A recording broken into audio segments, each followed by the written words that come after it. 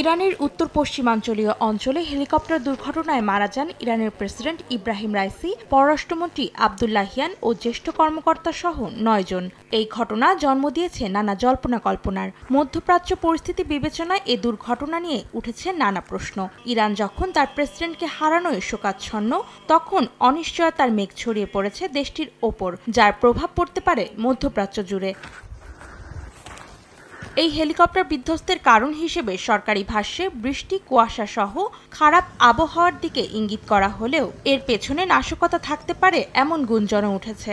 বিতর্কিত নির্বাচনের মধ্য দিয়ে আবার ক্ষমতায় আসা এবং ইরানের ভেতরে ও বাইরের নানা চ্যালেঞ্জের মুখে থাকা রাইসির এমন মৃত্যুর ঘটনায় ভেতরের শত্রু কিংবা ইসরায়েলের মতো বাইরের শক্তি যুক্ত কিনা সে নিয়ে প্রশ্ন উঠেছে।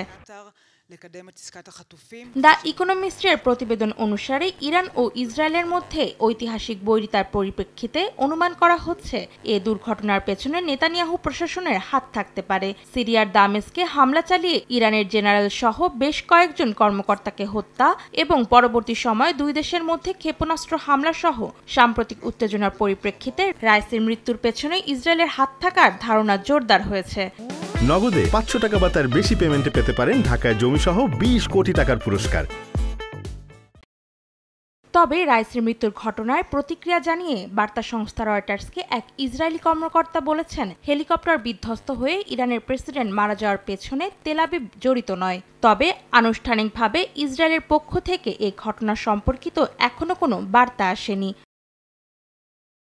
বিশ্লেষকদের মতে ইসরায়েলের গোয়েন্দা সংস্থা মোসাদ ইরানি স্বার্থের বিরুদ্ধে কার্যক্রম চালানোর সঙ্গে জড়িত হিসেবে বিবেচিত হলেও সংস্থাটি কখনো কোনো রাষ্ট্রপ্রধানকে তাদের লক্ষ্যবস্তু বানায়নি। এছাড়াও একজন ক্ষমতাসীন প্রেসিডেন্টকে হত্যা করা মানে সরাসরি যুদ্ধে জড়িয়ে পড়া, কিংবা বলা যায় যুদ্ধের জন্য ইরানকে উস্কে দেওয়ার চেষ্টা করা। অন্যদিকে এমন এক সময়ে এই দুর্ঘটনাটি ঘটেছে যা মধ্যপ্রাচ্যের উত্তেজনাকে আরও বাড়িয়ে দেবে বলে আশঙ্কা করা হচ্ছে।